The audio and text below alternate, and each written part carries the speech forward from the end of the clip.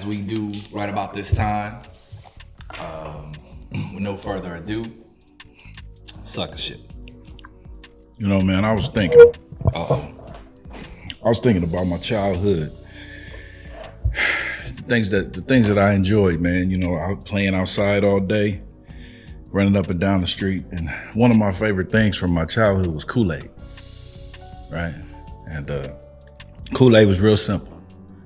Packet, sugar, water. Yeah. 3 ingredients. That's you it. got Kool-Aid, right? Mm-hmm. Another thing that was simple like that was top ramen. Packet, noodles, water, okay? Now see, what am I trying to say? A lot of stuff is simple, but we try to overcomplicate it. So for example, you want to lose weight, drink some water, exercise, and watch what you eat. Yeah. And that'll pretty much take care of it, right? Mm-hmm. But all of a sudden, I done met all these people that's big talking about they got gland problems, right? Unreported gland problems is up 7 million% in the Black community, right? Wow. But when you go through the local drive-thru, they know your order by your voice. Talking about, what up, Jake? You want that number 2? You know? Just like with the ladies, men are simple. We say, hey, I want a woman that's cooperative. What's the response you get? You trying to start back slavery. You want to subjugate me. No, I said I just wanted some cooperation, right? And then it turns into an epic struggle. See, now you're trying to put apple slices and lemon in my Kool-Aid. Oh. You trying to chop up Vienna sausage and put it in my top ramen, right? I just want something simple. Packet, sugar, and water. You gourmet Kool-Aid niggas is on some sucker shit.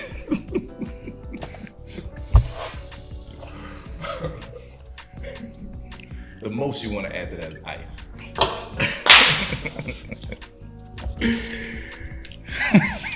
Okay.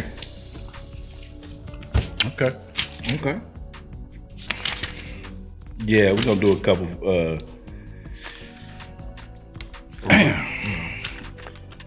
Okay. A couple of minutes. All right. All right. Like we do about this time, sucker shit. Okay, so I was thinking. Uh-oh. You know, nobody smiles when they taking a mugshot.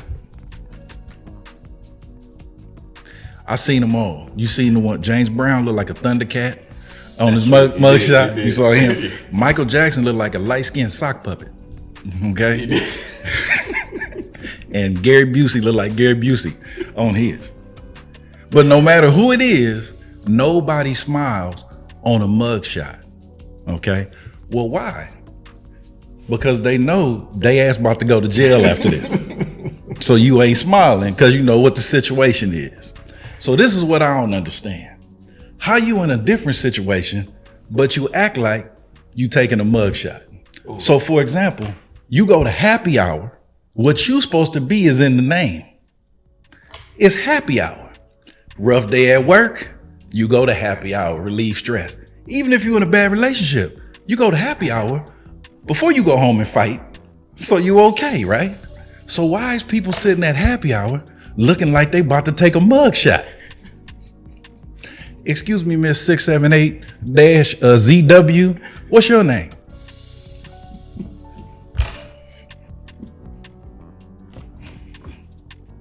I'm just asking on behalf of the men. Ladies, why you so mad? Just explain it to me. I know you done had a rough time, but it's called happy hour. Let's be happy. You happy hour mugshot niggas is on some suck shit.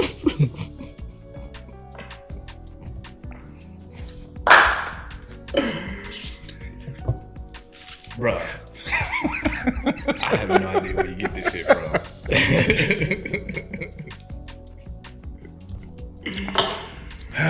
Oh, wow. Hey, man, you know. I love it. All right, I got one more. Okay. Well, I got two more. But, man, one might not be that good, but let's try it. Okay. like we do about this time, sucker shit. You know, I was thinking, man. I was watching the news, and it's been, you know, the BLM stuff has been big, but a big thing has been made up about defund the police. Excuse me. So we in California, you got all kind of agencies that would be affected. You got the LAPD, you got the California Highway Patrol. Let's see, you got the LA County Sheriff's Department. But there's a small, little known agency that's really powerful, okay, that's skated beneath the radar. It has far less requirements, training, and vetting to get into, right? But this agency is powerful. They call the tone police. Now, there's no age requirement, there's no gender requirement, there's no athletic requirement, there's no academic requirement to join the tone police. You can just basically be offended, and now you're a member of the tone police, and you can correct what I say as the tone police. They are officially the worst music teachers in the world. The tone police want to hear all their songs in BS major. You go to the church and pastor pulled a pork sandwich up in the pulpit. They read the first line from the first verse and then shimmy and shake and sweat for 45 minutes, and you go out feeling good, but you haven't learned anything from the text. Right. He hasn't given you anything that you can carry into your life to make your life better, but you feel better. BS major. That guy that you messed with over and over again, he just had a different name when you met him, ladies, but he said that thing that you love to hear, that you know it's a lie, but you love to hear it. He's singing in BS major. That's your favorite song.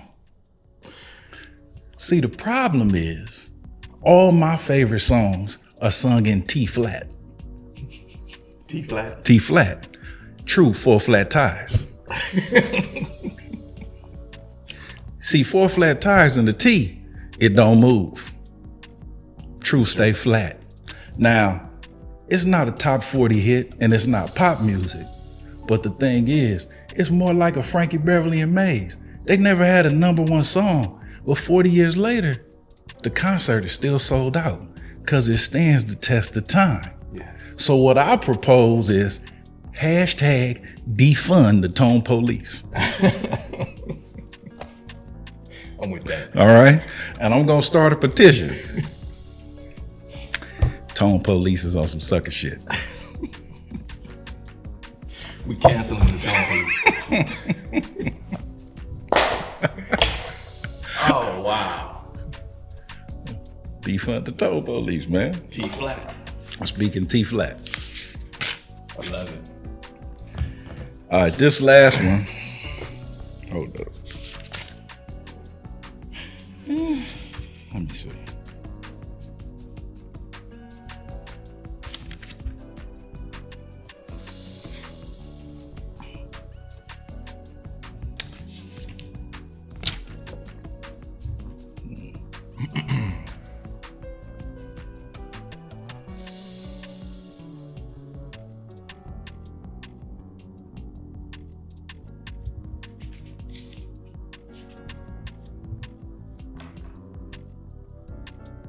All right.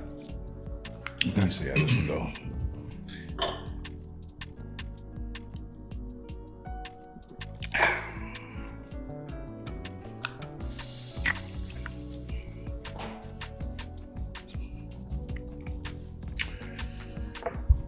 As we always do about this time, sucker shit. You know, I was thinking. Shit. Uh-oh. I was thinking about what they tell us Black excellence is. So I was thinking about some of the greats. And one of the people they always tell us about is former President Barack Obama. And everybody that I know that's Black remembers speeches he gave. But probably the most famous one, he had the phrase, "Yes, we can." right? Yeah. Everybody was saying it. Yeah. It was posters everywhere. Yes, we can. Yes. He was selling hope. 8 years later, it came out, studies came out after, that black people were actually in a worse position. So a lot of times you sell hope, but you don't have a follow-up. Right. Many of us in our community have adopted the phrase, yes, I can. Right? Right. For example, you ever been at the barbershop and the dude would be like, man, I would have made the league if I was a foot taller. So if you was 6'9" instead of 5'9", your ass would be in the NBA, right? Like, you know, if my aunt had a kickstand, she'd be my uncle. This is true. Kind of deal, right? Right. Man, I could have got an A on the test. I would have just had to read the book. Yes, I can. Right? Slinging hope. But my favorite yes, I cans have been in my experience in the dating world. Oh. Right? I could pay for that dinner. Well, that's nice of you to say after I already swiped my card. Slinging hope. I could buy my own drinks. Well, I've said and watch you get 6 free ones. Slinging hope. Right? Rosa Parks said on the bus, not on the bus stop. When you say you can do something, that means you're actively not doing it. Good point. Right? I never heard Michael Jordan say, I can play basketball. Everybody else said he could play basketball. I never heard Luther Vandross say I could sing. Right? Everybody else said he sing. When you doing something, like I don't say, I can take care of my children. They're taken care of. It's done, Yeah. right? See, Obama got you messed up, and now you got yourself messed up. You yes I can niggas, you on some sucker shit. Slanging hope. All right. So, Welcome once again to another episode of Skinny Black's Lounge. My name is Rob, also known as Skinny Black, and to my left, Chubbs. Yes. cool. To his left, JT, period is silent. Hi, Mom. all right, and to his left. Okay. Well, we know Ghost of Lebo is always here. Yes, 100%. Cool. So, hey, listen, you know, I didn't even plan this, but I got on camouflage today, right? Because there might be some shots fired.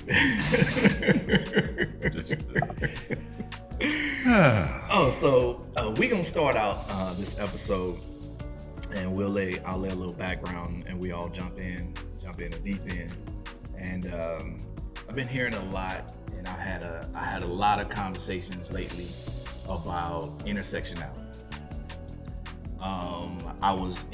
I'm in a group. We're facilitating some conversations with some black folk, and it was one of the sessions that I was supposed to, that I will be facilitating. The conversation is around identity, you know, just people just expressing who they are in their workplace and in the world. And it's a group of black people, right? And so in that conversation, in that planning, intersectionality came up. A video was shared with me. I shared it with the fellas. We also shared and looked at a couple of more videos from Dr. Kimberly Crenshaw. And I just had some questions. So I know I had some questions. So, you know, I'll use I statements. The only analysis is self-analysis. And so with that, I just wanted to share some of my feelings and thoughts and see what the lounge says. So, in the various videos that I watched with Dr. Kimberly Crenshaw explaining intersectionality, something hit me. We talked about the intersections of race and gender, right? So basically what she says is that black people have a certain experience, and then on the second rung, black women have their own unique and separate experience. And so with that, then there should be more attention paid to black women, because their experience is not just the experience of being black, but also the double negative experience of also being a woman, right? And so when I heard that, I was like, wow, okay, so let me run this down. Data points. Black boys are the most suspended and expelled in school, which, funny enough, she brought up a data point about black girls being suspended in school at some rate. I think in the video she said something like 5 or 6 times more than white girls. Okay. They're the least suspended. Yeah. So the white girls are the least suspended group. Black girls are 5, 6 times. Not just in school. In life. In life, right? So black girls are 5, 6 times. Man, I'm sorry. The point that she didn't go further, I felt she was cherry picking that data, is that black boys are at minimum twice as likely to be suspended as black girls, and that's twice as likely as far as percentages, but the numbers are exponentially more than black girls. So okay, cool. Death by police. One of her videos, she was talking about say her name. She was like, yo, there's a bunch of black women that out there who were killed by the police, who experienced some of the same dramas and horrors that black men have, but we don't know them. Cool. And then stop there. But never talked about the numbers. Never talked about there was almost 300 black men killed by police, and there were like 9 women. So, me. Okay, cool. Oppression Olympics. Suicide, black men are the highest. Underemployed, unemployed, highest. Houselessness, highest. Life expectancy, lowest. High school graduation, lowest. Lynching, highest. Incarceration, and I got a bunch of data on incarceration, highest. Domestic violence, intimate partner violence, we talked about that earlier. Yeah, about the same for black men and women. And when you get into specifically around gender, sexuality, the women stuff goes. They're the ones that are abusing and doing the violence higher. Divorce and child custody courts, black men are losing there. Politics and voting, this is my last one. Black men took a lot of shit in this last election about, man, the numbers went down like 2-3% that voted for Democrat. 6%. 6%, but yet 86% of us still voted Right. Democrat. The second largest that get out and vote, period, is black men, right? But the narrative was out there like you would have thought we was wholeheartedly voting. So in Republican. overall percentage points, we were less. We was doing the electric slide at MAGA rally. In overall numbers, we were larger. So, Yes. you know what I mean? Go Donald, go Donald. And the last thing that kind of stuck in my craw was she talked about My Brother's Keeper, and she said, because My Brother's Keeper was a White House initiative by President Barack Obama, that focused on men and boys of color, and she said that, her exact words, I wrote this down, it was a intersectional erasure of black women and girls. So, my problem with intersectionality is that it flattens, it does not talk about let me say this. When people are going to destroy or out to destroy another set of folks, who do they start with? They start with the men. Kill the men first, and then maybe kill the children, keep the women. Right? So it's funny to me that there's this narrative around intersectionality that black women are being the more focus on and have a worse experience around race in this country than black men. So therefore, black men. So let me throw it out there. Let me roll the ball out to the lounge. What say you? Intersectionality as a definition to identify where those social constructs overlap in a definitive sense, to codify and bring forth some kind of coherent thought to identify the spaces is very good, because then you can see the overlaps in things, and then you'll be able to identify the nuance that's needed to address things. So there's no cookie cutter way in examining things and addressing the issues that ails society socially as it relates to race and gender.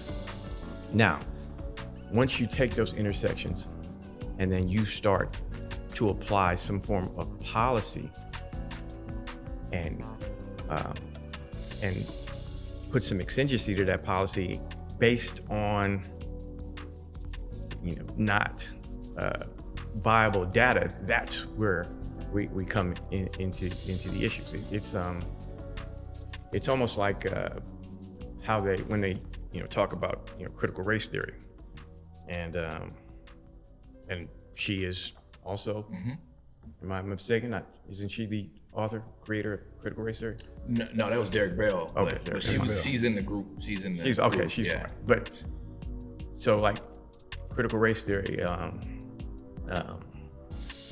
it's a way of examining, inequalities and what are the enduring systems and structures that sustain those things. Like, let's look at it, let's examine it. Let's look at the justice system and look at how it adversely affects black men. And people try to talk about the 94 crime bill and whatever. No, this is historic, and there's enough time that exists here to look at it and examine it. And so how we attack those things, how you approach those things, and how it's affecting us, there has to be a policy, and there has to be a definitive direction in order to combat those things. So intersectionality in itself, as you look at it, okay, well, here we have this policy designed to help black people, and there's some inequities here that exist in this policy that doesn't allow it to quite go into the community and help, say, young girls. It's biased towards, it has some athletic bias toward it, and when the girls' participation isn't high enough. Well, then you go in there and you correct it. But when you make a statement is to say that it's a double, has a double negative, women are doubly affected by it. You completely ignore the nuance of that white women have been benefiting from policies designed for us for years.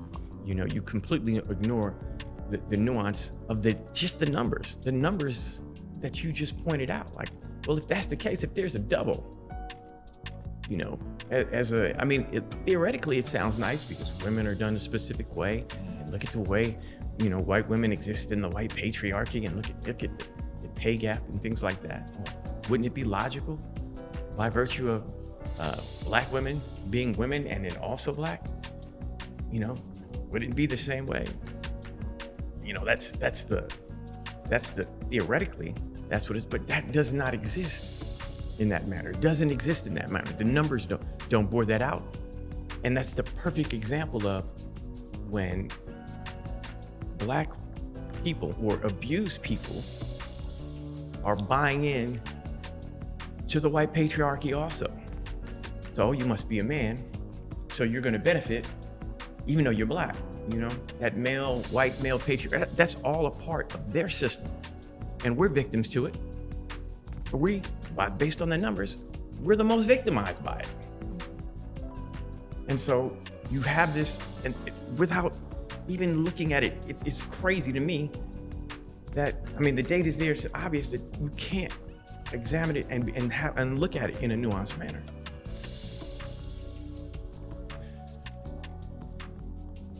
You can piggyback on something you said and build on top of it.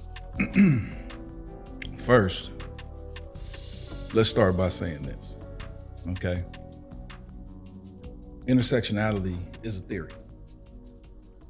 Theories, in order to be valid, must be vetted. You have to test the theory, you have to question it, you have to attempt to poke holes in it and look at it from all angles. So before we dig any deeper, critique is not personal. If you take it personal, then you're missing the point. If it's personal to you, how do you know if it's valid? You're too close. All right? You're too close to the projection screen. You need to take 2 steps back and you'll see the picture more clearly. Now, I'm also glad that you defined everything, Rob, because a lot of people don't know the terms. They do know how it's affected their lives, right? So intersectionality and Kim Crenshaw, you might as well have been talking about Crenshaw and Slauson as an intersection as opposed to that. But also, just one quick thing, when you speak of intersectionality, also, it's also understanding the policy and also understanding the people that are creating the policy. I'm going there. Yeah. So what you were saying in terms of creating what we now say is a double minority, okay? So in order for there to be a double, there has to be a single, right? You go through Burger King, there's the Whopper, and then there's the double Whopper. You don't get the double without the single. It ain't a Whopper. So, yes, not at all. I don't care how much $1,000 you put on it. No, that's the Big Mac, my fault. You're celebrating, as if it's something to celebrate, having double minority status. By saying, okay, we're double minorities, you just made room to define womanhood as a minority. Therefore, making white women the #1 beneficiary of affirmative action because they got minority status. So what you did essentially was strengthen the white family. When the policy was supposed to be designed to strengthen the black family. But because you went for the banana in the tailpipe, they got you. Now, let's just put this out there. There are experiences that are unique to black women. Yes. There are also experiences that are unique to black men. And that's where our intersections cross. Crenshaw and Slauson meet. It's all in the same neighborhood. Sorry. I often say this.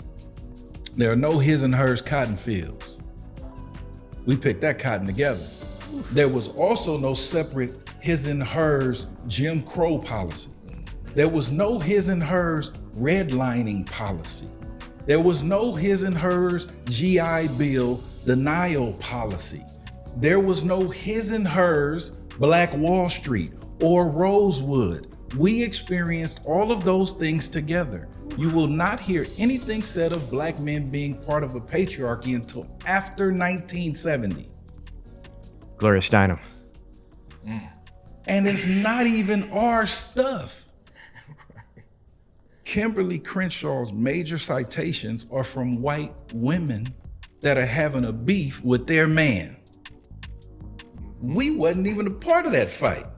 They man was on both our necks. And now we're fighting amongst each other for scraps. Yeah, and also equating because these white women were fighting against their men and their ills, patriarchy, right? Equating because we're males, then we must be like that. And then writing, oh, that's what we want. Didn't ask us what we wanted. Didn't ask us, man, we just wanted freedom. We just wanted a big piece of chicken. We wanted come home. We want the same opportunities as white men. But we didn't want to be white. We never said that. That's none of the literature. We never said we wanted to dominate our women. Matter of fact, patriarchy is about pedestalizing white women and taking care of them. Right? So really, when you talk about feminism was about supporting patriarchy. But we don't want to talk about that though. Okay, cool. We don't want to go there. All right. So We were actually okay with being separate. we're fine. Because if we rolled with separate but equal. Y'all said equality, then you came with, put it into policy and made it separate but equal, and then we started to be separate and equal. Which one, the equal part? Yeah. We started, we went and created the towns. Right. We went and created the policy. Right. We went and became autonomous, Right. and then you came in and systemically dismantled it in every possible fashion. So you weren't even genuine, you as in white people, weren't even genuine in your separate but equal status. If black men are patriarchs in that sense, then we're the worst patriarchs in the history of the world. Because by all the stats you read off, we suck in all those stats, and the ones we leading in suck too. Right. So if this was our setup, how did we set ourselves up to fail miserably? Which goes back to what we've always been saying. When did we ever have control to dictate any of this? When have we been dictating to black women their position in society? How? I mean, even the social benefit programs are designed to only benefit them when we're out the house. So in order to get benefits, they're incentivized to not even claim us.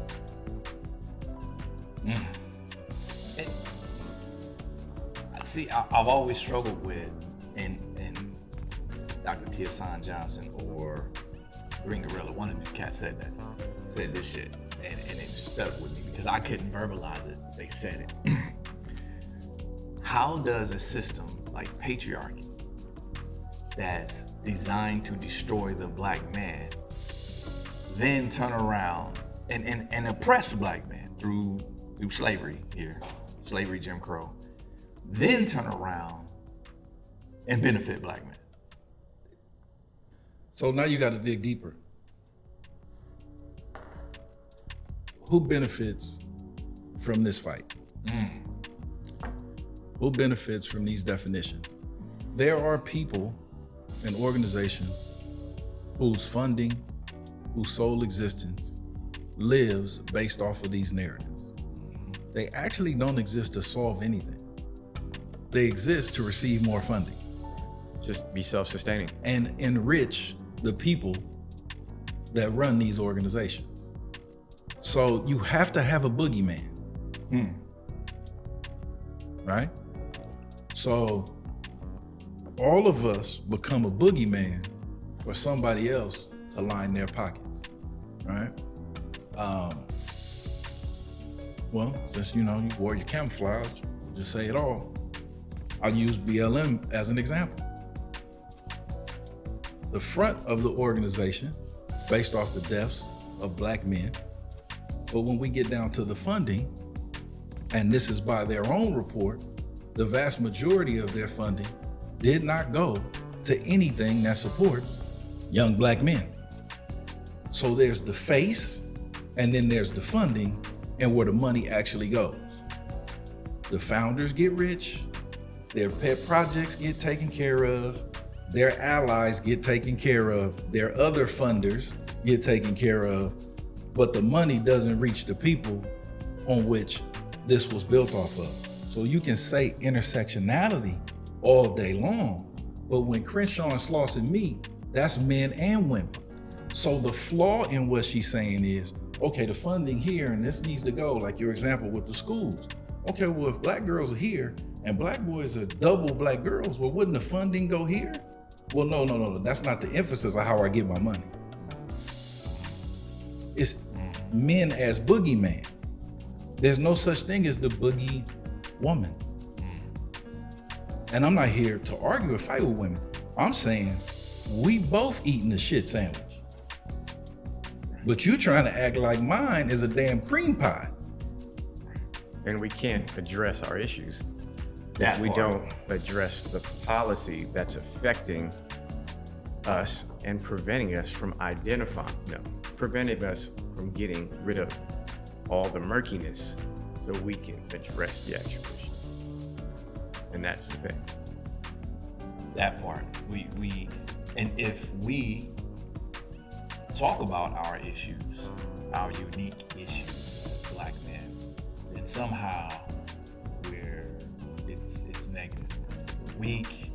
We just don't suck it up. You're a misogynist. I'm a misogynist. Yeah. I hate women. It's not just happening to you, Robert. Yeah. So It's happening to us too. right. So we have to say things. We have to put caveats on everything. We have to This put is not to say caveats. that this is not happening to you. But let me. what we can say as Black men, there's some shit that doesn't happen to Black women. Right. But there's some things that don't happen to Black men that happen to Black women. Robert. Okay, well, somebody can talk about that on their own channel. and so let me put this out there. Jay has said it. I'll say it again in a different way. The places where people want to disagree with what's being said today, please comment. Put it in the comment section, and we can talk about it. We can discuss it. Start with empirical data. Start with the numbers. If you start with what I feel, or it seems like, or You think? from my point of view, or I think, then delete that comment before you press send or return. Because we want to start at a place to where it's most significant and where we could say, hey, listen, this is what's happening. There's no ifs, ands, or buts about it. That starts with empirical data. That starts with statistics. Time out. Yeah. Let's put this, okay. Let's bring this down a little bit. Out of theory and into practice. Okay. You will be hard pressed to find any teacher that will say that Black boys are doing better than Black girls in school. Hard pressed. And the numbers don't bear it out. Every teacher will tell you Black boys are struggling in the education system. And the numbers you read, and we all know, bear that out, right? But you just said, Kimberly Crenshaw said that My Brother's Keepers program was an assault. What'd you say? She said it was exclusive focus and an intersectional erasure. Erasure. So based on intersectionality, which is supposed to expose where these things overlap, because I believe that being men, that's a gender too, right? Yeah. Black, male, right? That should be an intersection in this theory. Well, we're doing the worst in the school system. So a mechanism is proposed to help, but it's an erasure of intersectionality. Well, that lets you know that the theory is not for us. Bingo.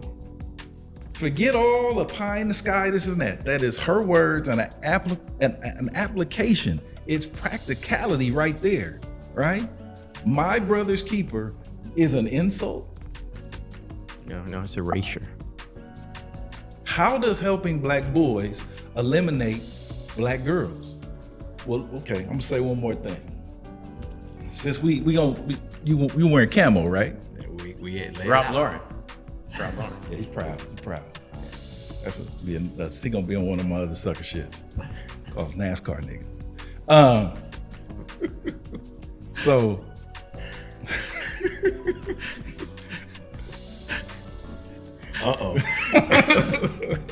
don't make me do it. So I hate y'all. Okay. What the hell was I saying? Yeah, come on, man. You was right at the point. You had a really good I was point. in the pocket. I was in the pocket, man. About gender. Yeah. Oh. Benefit. Yeah. So Shit. Because I was rolling with you. Yeah, that's all I was saying. They get that damn Ralph Lauren, man, and you know, My bad. my slight ADD takes off, and I'm cookies, man. Ain't shit slight about that ADD. Nothing. It's what the three of us had just taken. Nothing is slight about that. You know, now my mind is on talking crazy about Rob's ass.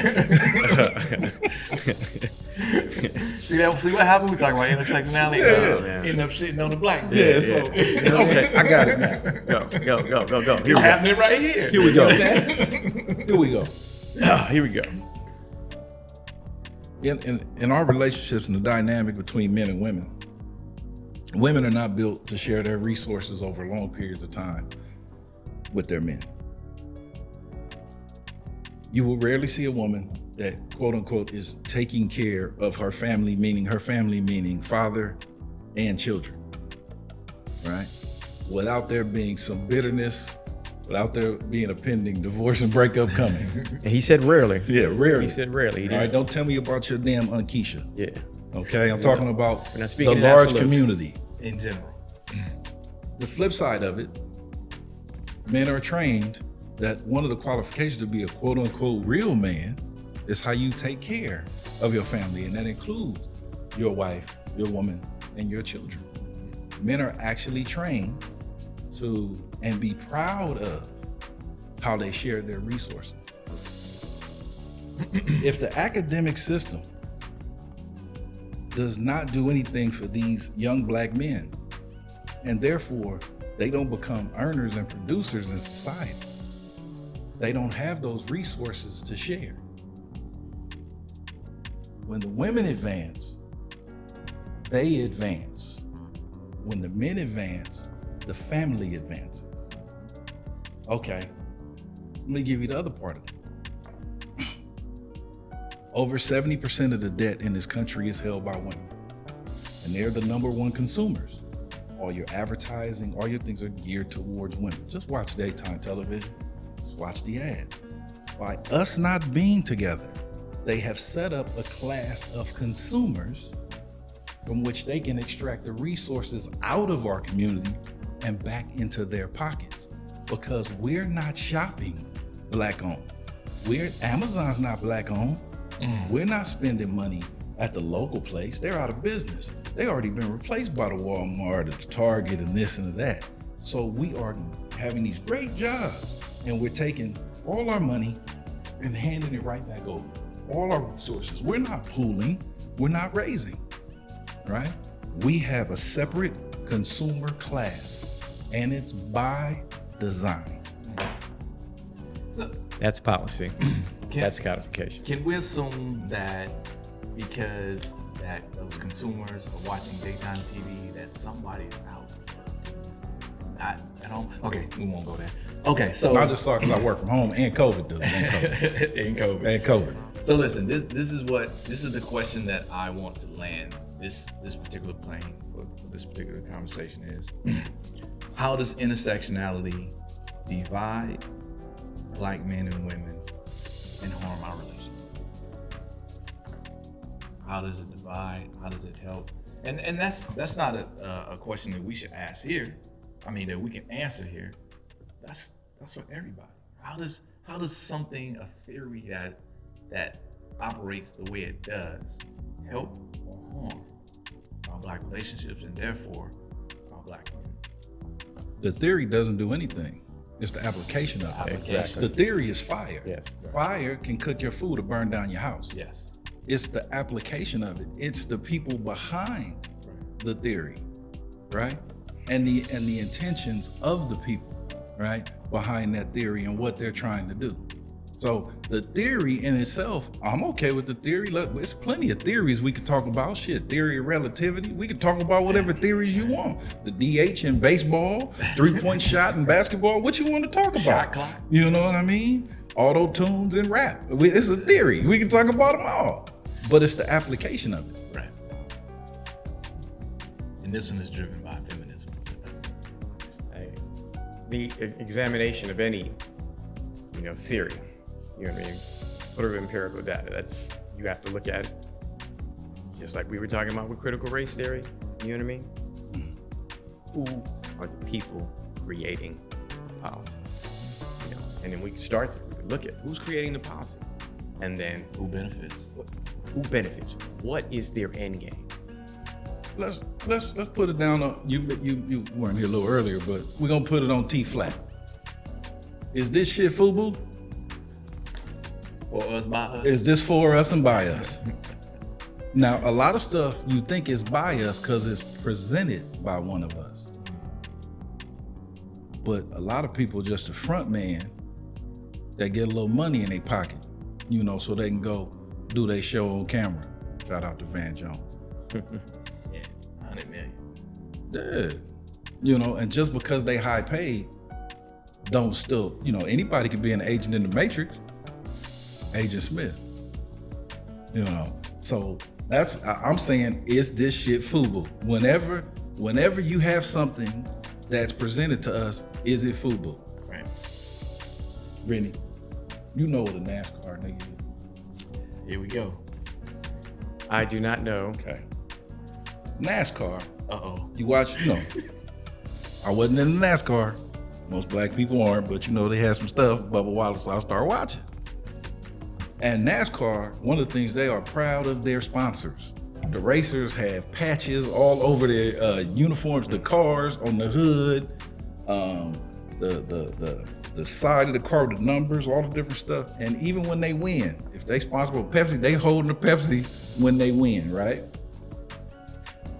But they pay for those spots. Those are prime viewing spots to get eyes on your product, right? Well, NASCAR niggas do it in reverse because they take pride in putting shit on themselves that they don't own, that they didn't create, but they get all the glory because they got insert European man's name on my chest, insert white person's, oh, this is not a purse, this is my Italian blah, blah, blah, blah, blah, blah purse, because we like stunting on each other, right? Ain't nobody pulling out their investment portfolio talking about, you see my Coinbase, nigga? I'm in that crypto, right? We flossing because we got a damn T-shirt, okay? Yeah, that we that spent, that instead of buying Nikes, you should have bought the damn Nike stock, right? That's why, and you know, not personal. I know you just, I'm messing with you, but NASCAR niggas, man, be on some sucker shit, dog. Impromptu sucker shit. There you go.